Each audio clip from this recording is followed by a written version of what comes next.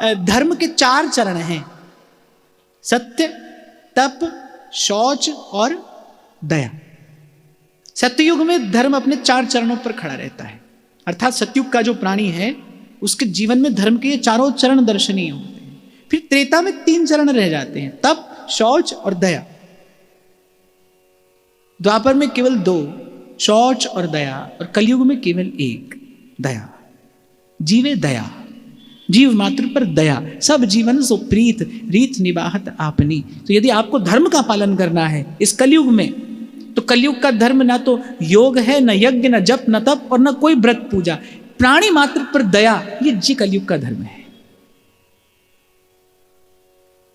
संत कहते हैं ना, बांट कर खाना और वैकुंठ को जाना, ये कलयुग का धर्म है भाई, जीव मात्र पर दया। और मैं तो वैसे भी विचार करता हूं कि भगवत भजन करने वाला और प्रेम से प्रभु को भजने वाला हृदय ऐसा ही होता है और ऐसा ही होना चाहिए। मैं कभी उस दृश्य की कल्पना करता हूं कि रोटी पका रहे थे नामदेव, अमनिया बना रहे थे अपने विट्ठल को भोग धरने के लिए, और अभी बस रोटी चूल्हे से उतारी थी, एक कुकर आया और मुख में रोटी दबाकर भागा।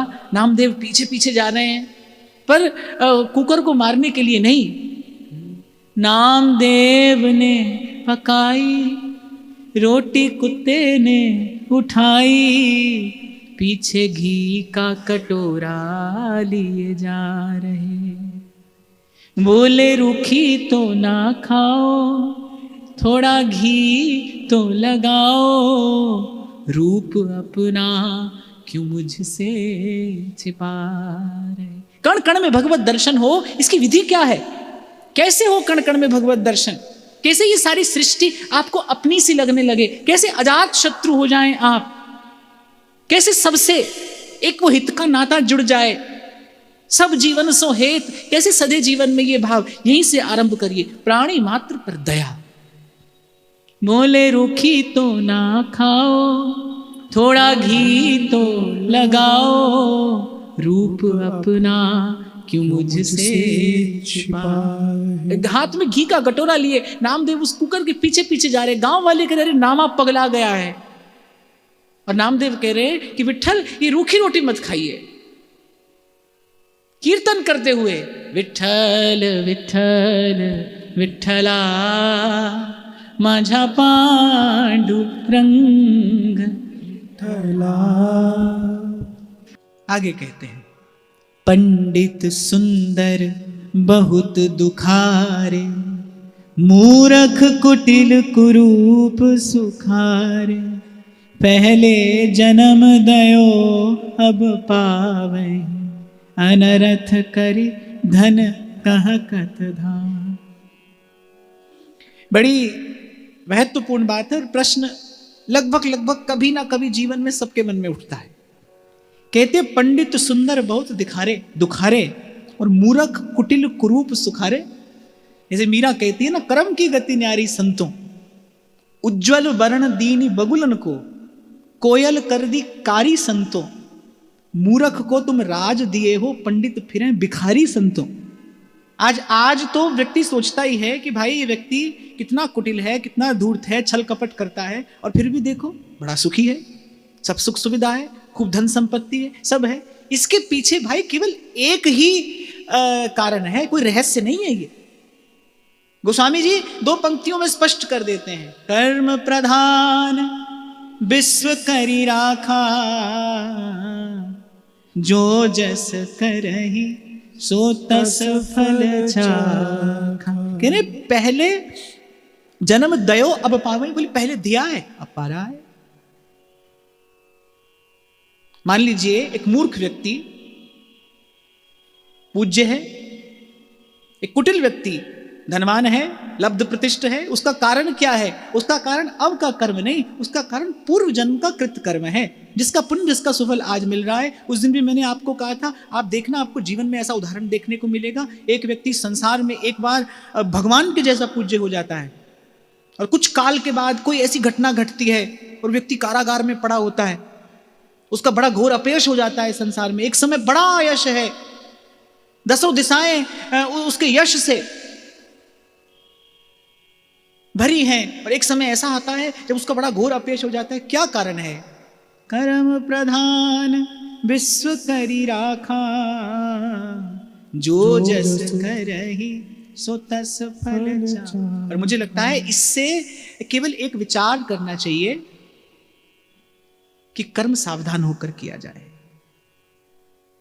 अर्थात जो किया है वो लौट कर आएगा, जो आज दिया है वो कल मिलेगा। और ये अवश्य मैं देखता हूं कि प्रकृति आपको तब लौटाती है जब वो फल पक जाता है। आप देखना, वृक्ष कभी कच्चा फल नीचे नहीं गिराता, पका फल गिराता है। जब वो पूरी तरीके से पक जाता है, वो पूर्ण परिपक्व फल, फिर वृक्ष स्वयं गिरा देता है, फिर एक क्षण के लिए भी अपने पास नहीं रखता। कच्चे फल को तो मनुष्य तोड़ता है, ये छीना झपटी तो मनुष्य करता है, प्रकृति नहीं करती। प्रकृति तो फल पक जाने पर गिरा देती है।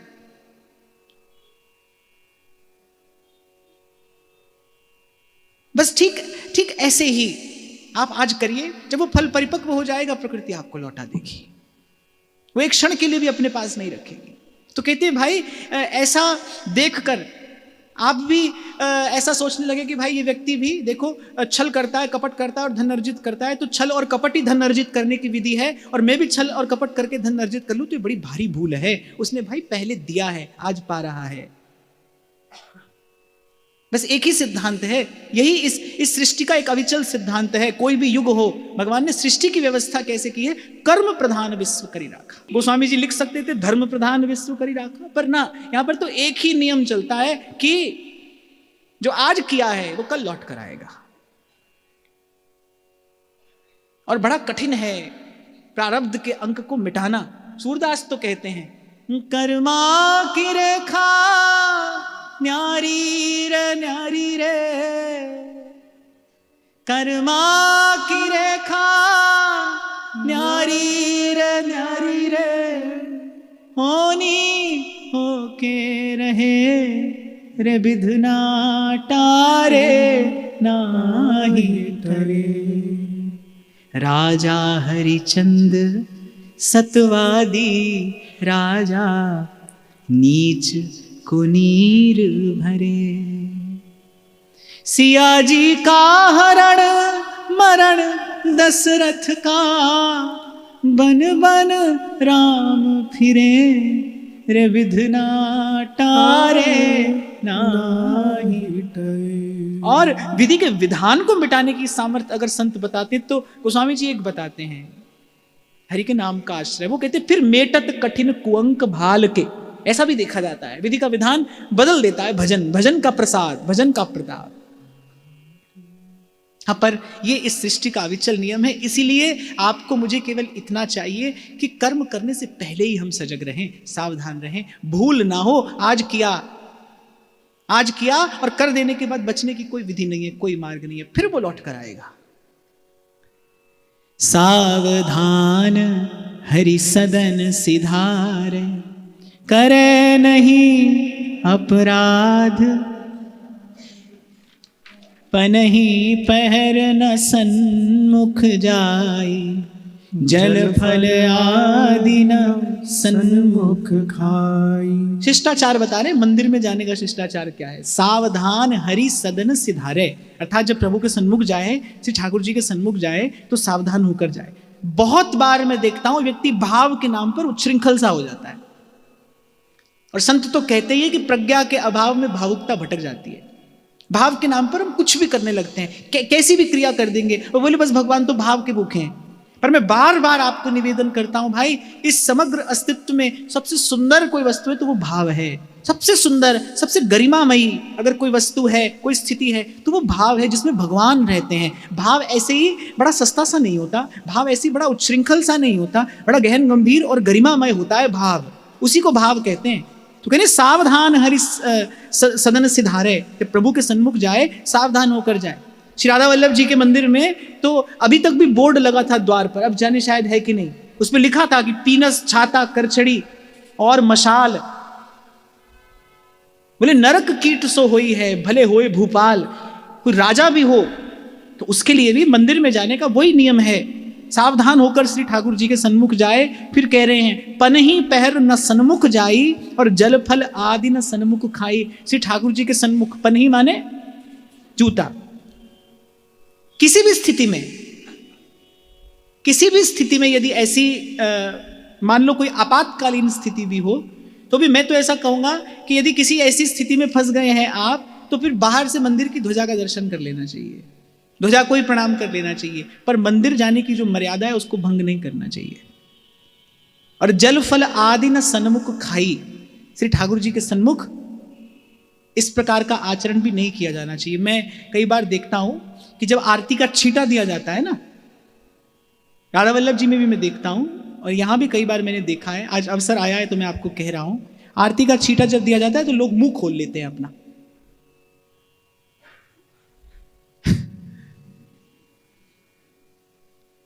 अब देखो आपको हंसी आ रही है ना, माने अच्छी बात नहीं है, अशोभनीय है ये। श्री ठाकुर जी के सन्मुख ऐसा नहीं किया जाना चाहिए। वहां तो आरती का छींटा दिया जाए, इतना बड़ा सा मुंह खोल लेते हैं, कितना बुरा लगता है। और फिर वैसे भी ये अपराध है। फिर कह रहे, अशुचि उचिष्ट न मंदिर पैसे, आसन बांध न सन्मुख वैसे। अशुचि अर्थात अपवित्र अवस्था में, उच्छिष्ट जूठे मुंह, न मंदिर पैसे, न मंदिर जाए, और आसन बांध न सन्मुख वैसे। और श्री ठाकुर जी के सन्मुख आसन बांध कर भी नहीं बैठना चाहिए, अर्थात किसी विशेष प्रकार के आसन में या फिर नीचे भूमि पर आसन लगाकर कोई दे भी सही आपको तो स्वीकार नहीं करना चाहिए। प्रभु के सन्मुख ऐसा करना भगवत अपराध है। देखो, ये आपको सहजता से दूर ले जाने के लिए नहीं कहा जा रहा है, लेकिन इसमें से जो बन पड़े उसका स्मरण तो रखना ही चाहिए। इस शिष्टाचार का पालन तो किया ही जाना चाहिए। अरु सन्मुख नहीं पांव पसारे, अनुग्रह करे न काहू मारे, होई न आप दान को मानी, कहे ना नृपति की असत कहां। आपको स्मरण हो तो कुछ दिन पहले मैंने आपसे कहा था कि 32 प्रकार के सेवा अपराध शास्त्र में बताए गए हैं, और अगर मैं आपको बताऊं तो आपको लगेगा कि 32 के 32 ही हमसे नित्य होते हैं। ये उन्हीं भगवत अपराधों की चर्चा करें कि इनसे बचते हुए भगवत सेवा करनी चाहिए, इनसे बचते हुए श्री ठाकुर जी के सन्मुख जाना चाहिए। और मैं कहता हूं कि ऐसा क्यों नहीं किया जाना चाहिए भाई। अरे साधारण लोक में भी एक न्यायाधीश के सामने भी जब जाया जाता है ना, तो उसके लिए एक शिष्टाचार है। एक श्रेष्ठ व्यक्ति के सामने जब आप जाते हैं तो उसके लिए एक मर्यादा है, तो मंदिर में मर्यादा का पालन क्यों नहीं किया जाना चाहिए। आज तो कई बार बड़ी हृदय को पीड़ा होती है देखकर कि मंदिर के प्रांगण को लोग जाने क्या समझते हैं। फिर कहते अरु सन्मुख नहीं पांव पसारे, श्री ठाकुर जी के सन्मुख पांव पसार कर भी नहीं बैठे। और अनुग्रह करे न काहू मारे, ना तो किसी पर कृपा करे और ना किसी को दंड दे। श्री ठाकुर जी के सन्मुख ना किसी पर कृपा करे, ना किसी को आशीर्वाद दे और ना किसी को दंड दे। अच्छा, और मैं तो समझता हूं आशीर्वाद तो वैसे समर्थ व्यक्ति देता अच्छा लगता है। कभी भूल से मैंने इस शब्द का प्रयोग जीवन में किया हो तो किया हो, भूल से। आप और मैं तो शुभ कामना दे सकते हैं, किसी के लिए मंगल कामना कर सकते हैं। आशीर्वाद तो समर्थ देता है। और कह रहे होए ना आप दान को मानी, और मैं देता हूं, ऐसी भावना प्रभु के सन्मुख कभी ना करें। और कहे ना नृपति की असत कहानी, और प्रभु के सन्मुख किसी और संसार के तथा कथित किसी राजा महाराजा या किसी श्रेष्ठ व्यक्ति की चर्चा कदापि ना करे। प्रभु के सन्मुख तो प्रभु के भक्त की ही चर्चा होनी चाहिए। हरि को निज जस ते अधिक, भक्तन जस पर प्यार। आप राधा वल्लभ जी के सन्मुख बैठते हो, आप श्री जी के सन्मुख होते हो, बस इधर पर्दा हुआ और इधर आपस में जाने कौन कौन सी वार्ता आरंभ हो जाती है। मैं कई बार जब देखता हूं तो मुझे लगता है कि अभी तो हमें ठीक से प्रभु के सन्मुख होना भी नहीं आता। सन्मुख हो जाए जीव, फिर तो करना ही क्या रह जाता है। जन्म कोटि अगर ना सही तब ही, हम तो प्रभु के सन्मुख होना भी नहीं जानते। जो सन्मुख होने की मर्यादा है, जो शिष्टाचार है, जिस गरिमा से प्रभु के सन्मुख जाना चाहिए, यहां उसकी बात कर रहे हैं। निंदा और स्तुतिते रहिए, आन देव की बात न कहिए। निंदा अरु स्तुतिते रहिए, आन देव की बात न कहिए। अग्र न पीठ बाम दिस भाई, करे दंडवत हरि पह जाय। फिर कह रहे निंदा और अस्तुति ते रहिए, न किसी की निंदा करे न ही किसी की स्तुति प्रभु के सन्मुख, और आन देव की बात न कहिए। फिर कह रहे अग्र ना पीठ वाम दिस भाई, करे दंडवत हरि है पाई। और श्री ठाकुर जी के बाईं ओर से ही श्री ठाकुर जी को दंडवत प्रणाम किया जाए, सन्मुख तो कभी भी नहीं करे। मैं कभी कभी देखता हूं मंदिर में कुछ लोग श्री ठाकुर जी के सामने ही घूमकर प्रदक्षिणा करते हैं, ऐसा तो कदापि नहीं करना चाहिए। सामने से भी दंडवत नहीं किया जाए, कह रहे केवल बाईं ओर। मुझसे कोई पूछे ना तो कोई शास्त्रीय कारण तो मैं नहीं जानता इसका कि बाईं ओर ही क्यों दंडवत किया जाए, पर मुझे ऐसे लगता है कि ठाकुर जी की दृष्टि रहती है अपनी बाईं ओर है, वो दाईं ओर कभी देखते ही नहीं। ठाकुर जी की दृष्टि सदा कहाँ रहती है? बाईं ओर रहती है। राधा रानी के चरण, महारानी के चरण, तो अपने को तो कोई और कारण ढूंढना ही नहीं, बाईं ओर इस प्रभु की दृष्टि रहती है। तो दंडवत प्रणाम भी निवेदन करें तो बाईं ओर से ही करें। यथाशक्ति उपहार सुदीजय, हरि दर्शन तन पीठ न कीजय, उत्तम अन्न फूल फल जेते, तिहि तिहि काल समय पेते। यथाशक्ति उपहार सुदीजय, उपहार माने अपने भाव से कोई भेंट प्रभु के सन्मुख लेकर जाए। आपके बालक का जन्मदिन हो, आप उसे उपहार में खाली प्रेम दे दो, एक दो बरस देकर देखो, वो कहेगा प्रेम तो हम जानते ही हैं, आप हमसे करते हैं, कितना करते हैं, कैसा करते हैं, दिखाइए तो। कहने का तात्पर्य ये है कि प्रेम से भीगी कोई वस्तु आपके प्रेम को प्रकाशित करती है। वो वस्तु प्रेम नहीं है, पर उस वस्तु के मूल में प्रेम है, उस वस्तु का कारण प्रेम है, वो वस्तु प्रेम का प्रकाश कर रही है। ऐसे श्री ठाकुर जी के सन्मुख भाव से कोई भी वस्तु, उन्हें वस्तु की आवश्यकता नहीं है, लेकिन वो जो भक्त का भाव जिससे भीगी है वो वस्तु, वो प्रभु को अत्यंत प्रिय। श्री ठाकुर जी उसे अपने हृदय से धारण करते हैं। भक्तमाल जी में एक बड़ा मार्मिक प्रसंग है। श्री ठाकुर जी के परम भक्त श्री सूरदास मदन मोहन जी अकबर के दीवान थे। एक बार बाजार में गुड़ देखा, संडीले में बादशाह ने उनको नियुक्त किया था, संडीले नामक स्थान में। उन्होंने रात को एक बार बाजार में गुड़ देखा, ताजा गुड़ था, बड़ी सुगंध आ रही थी। अब उनके हृदय में तत्काल भाव आया कि मदन मोहन जी को भोग लगे कुछ गुड़ के पकवान का, कुछ व्यंजन का, तो क्या आनंद आए। तो उन्होंने तत्काल बैलगाड़ियों पर वो गुड़ लदवाया और वृंदावन पठा दिया। अब वहां से यहां तक आने में इतने का तो वो गुड़ नहीं था जितना उसको लाने पर खर्च हुआ। अब यहां किसी के मन में आया, बोले अरे यहीं से खरीद लेते। पर जब वो गुड़ पहुंचा, रात्रि हो गई थी, श्री मदन मोहन जी का शयन हो गया था। कहते श्री मदन मोहन जी ने रात्रि को ही अपने सेवा अधिकारी को जगाकर आज्ञा दी कि तत्काल पुए बनाओ और हमको भोग लगाओ। बोले अरे प्रभु अभी तो आपको शयन का भोग लगाया है। श्री ठाकुर जी ने कहा पुए बनाओ, हमें भोग लगाओ, हम भोर तक प्रतीक्षा नहीं कर सकते, हम सुबह तक प्रतीक्षा नहीं कर सकते। तत्काल श्री ठाकुर जी ने आज्ञा दी। रात्रि में शयन के पश्चात फिर श्री ठाकुर जी की रसोई सिद्ध की गई, पुए बनाकर, और श्री ठाकुर जी को भोग निवेदन किया गया। गुड़ नहीं आया था, श्री सूरदास मदन मोहन जी ने अपने हृदय का प्रेम भरकर भेजा था उस गुड़ के रूप में।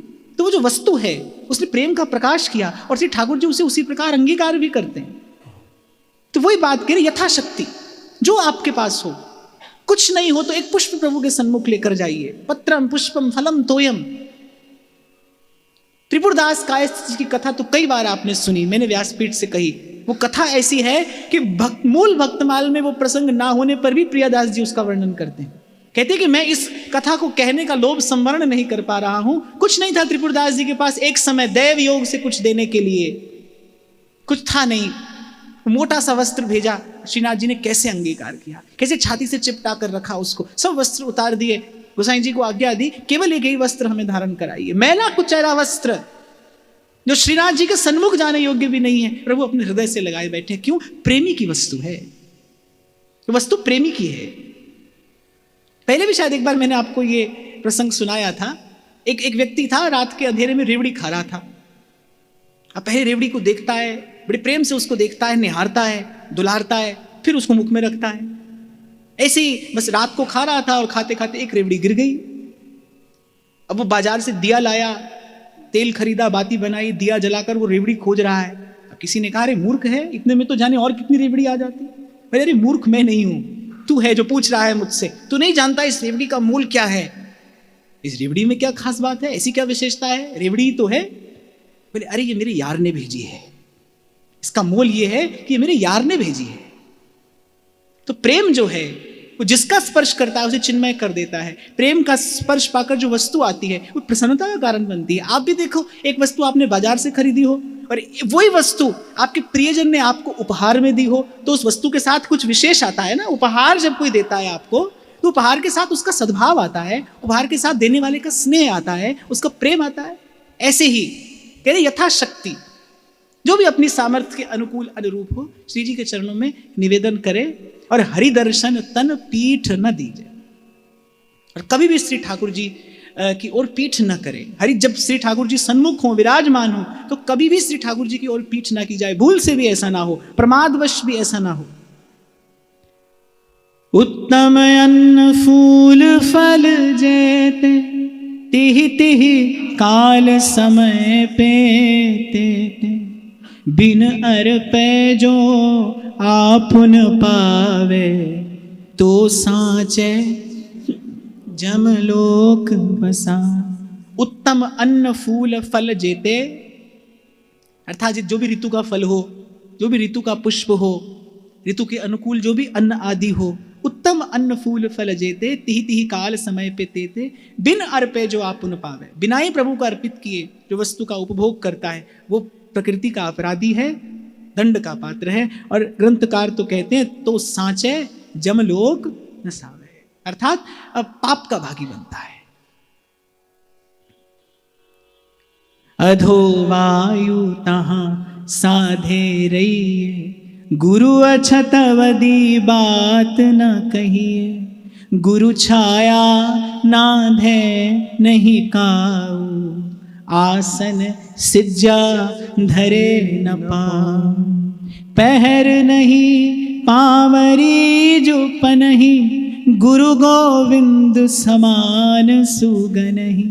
जहाँ लग श्वास ना लागे गाता, अति ढिंग जाए न कहिए बात। गुरु अछत अवधि बात न कहिए। अब गुरुजनों के पास कैसे रहना है, कैसे गुरुजनों का सेवन करना है, कैसे गुरुजनों के निकट जाना है, कुछ उसकी बात कहते। कह रहे अछत अवधि बात न कहिए। एक तो कभी ऊंचे स्वर में बात न करे और कभी भी कुछ अशिष्ट शब्द गुरुजनों के सन्मुख उच्चारण न करे। कह रहे गुरु छाया ना दे नहीं कहूं, गुरु की छाया पर भी पाँव न पड़े। आसन सिज्जा धरे ना पाऊं, और आसन और उनके जो भी उपयोग आदि की वस्तु हैं उसका कभी भूल से भी अपने पांव से स्पर्श ना हो।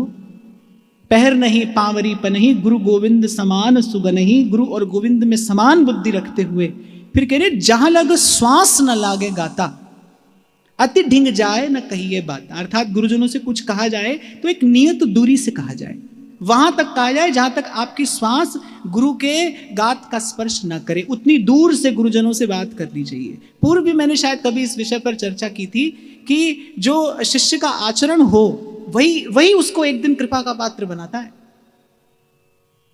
उसकी जो सभ्यता है, उसका जो शिष्टाचार है, सभ्य व्यक्ति को देखकर मन में प्रसन्नता होती है और प्रसन्नता आह्लाद आशीर्वाद का कारण बनती। तो कह रहे कि एक नियत दूरी से गुरुजनों से वार्ता करे, एक नियत दूरी से गुरुजनों से कोई चर्चा करे। अति ढिंग जाए ना कहिए बाता, शिला बुद्धि हरि रूप सुआन। और नरन सम गुरु कहाँ जाने, साधु भक्त को बरन विचारे। जल समान चरणोदक डारे। फिर कह रहे शिला बुद्धि हरि रूप सुआने, और नरन सम गुरु कहाँ जाने। श्री ठाकुर जी के विग्रह में शिला बुद्धि करे, अपने गुरु में नर बुद्धि मनुष्य बुद्धि। कबीर भी कहते हैं गुरु को मानुष जानते, ते नर कहिए गुरु को मानुष जानते ते नर कहिए अंध। शिला बुद्धि हरि रूप सु, आने और नरन सम गुरु कहे जाने, श्री ठाकुर जी के विग्रह में शिला बुद्धि करना, अपने गुरु में मनुष्य बुद्धि करना, और साधु भक्त को वरण विचारे और साधु और भक्त की जाति का विचार करना, और जल समान चरणोदक डारे, श्री ठाकुर जी के चरणामृत को जल समझना। कृष्ण मंत्र वचनन समझाने, आन देव समसर हरिमान, इहि विधिवास नरक निज जानहु, व्यास वचन सुन साची मान। और गुरु मंत्र को, कृष्ण मंत्र को, गुरु के द्वारा दिए गए मंत्र को केवल शब्द समझे, केवल कोई साधारण वाक्य समझे, और आन देव समसर हरि माने, और श्री ठाकुर जी की तुलना किसी अन्य देव से करे, तो कहते ये सब अपराध करने वाला सबसे पहले श्री ठाकुर जी के विग्रह में शिला बुद्धि न करे, अपने गुरु में मनुष्य बुद्धि न करे, साधु और भक्त की कभी जाति का विचार न करे, श्री ठाकुर जी के चरणामृत में जल बुद्धि न करे, प्रसाद में वस्तु बुद्धि न करे, गुरु मंत्र को पूरा शब्द न माने, कोई वाक्य वचन न समझे, और आन देव समसर हरि माने, और श्री ठाकुर जी की तुलना भूल से भी कभी किसी अन्य देव से न करे। यदि ऐसा करे, इहि विधिवास नरक निज जानहु, व्यास वचन सुन साची मान। और कह रहे ऐसा यदि करे तो बोले निश्चित रूप से नरकगामी होगा। पुराणों में महर्षि वेद व्यास के अनेक अनेक वचन प्राप्त हैं। इसीलिए इस सिद्धांत में श्रद्धा करके बड़ी सावधानी पूर्वक गुरु और गोविंद दोनों का सेवन करना चाहिए। पूर्व भी मैंने कभी निवेदन किया था, आपको सेवा थोड़ी हो पर अपराध रहित हो, उससे आपकी उन्नति शीघ्र होती है। थोड़ी हो, कोई आवश्यक नहीं कि आपको अष्टयाम सेवा ही करना है, 2 समय सेवा करिए, पर सावधान होकर, प्रीति सहित यह नाम कहाई, ऐसा सेवक जी महाराज कहते हैं। अर्थात जो करे प्रेम युक्त भाव युक्त होकर करे, ऐसी थोड़ी सेवा करिए, पर प्रयास करिए अपराध रहित आपकी सेवा हो, सावधान होकर सेवा करिए।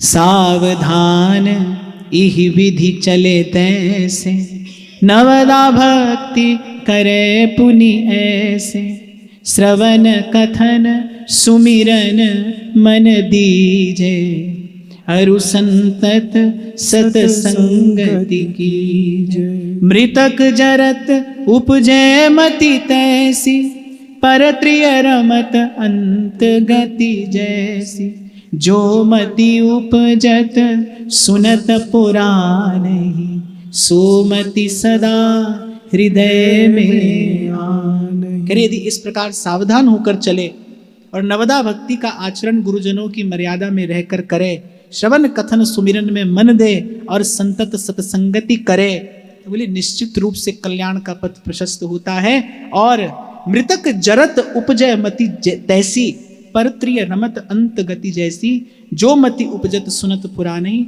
सो मति सदा हृदय में आनहि। अर्थात फिर से स्मरण करा रहे हैं, पर धन और पर स्त्री का चिंतन भी आपके उर अंतर को विषैला कर सकता है, भाव की बड़ी भारी हानि करा सकता है, पतन के गर्त में धकेल सकता है।